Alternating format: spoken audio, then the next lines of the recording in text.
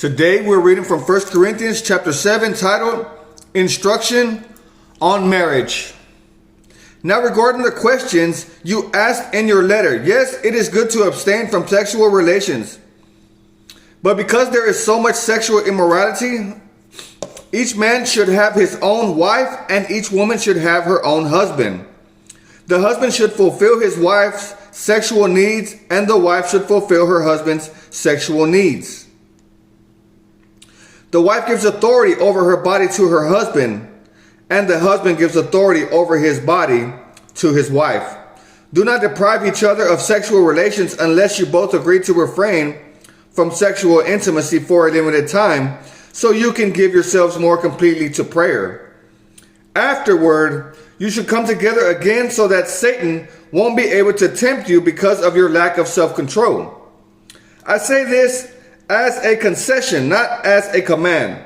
But I wish everyone were single, just as I am.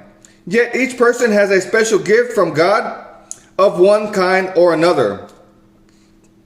So I say to those who aren't married and to widows, it's better to stay unmarried, just as I am. But if they can't control themselves, they should go ahead and marry. It's better to marry than to burn with lust. But for those who are married, I have a command that comes not from me, but from the Lord. A wife must not leave her husband.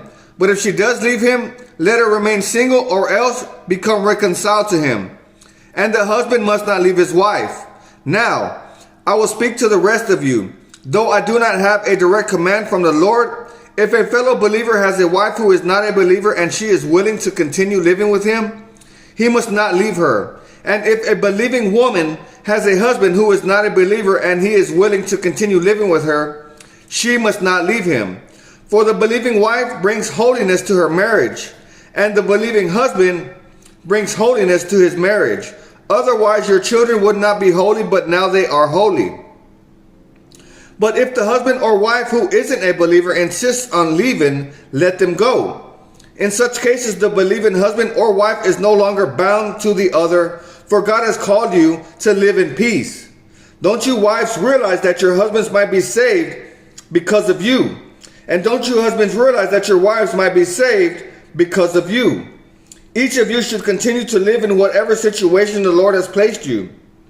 And remember, as you were when God first called you. This is my rule for all the churches. For instance, a man who was circumcised before he became a believer should not try to reverse it.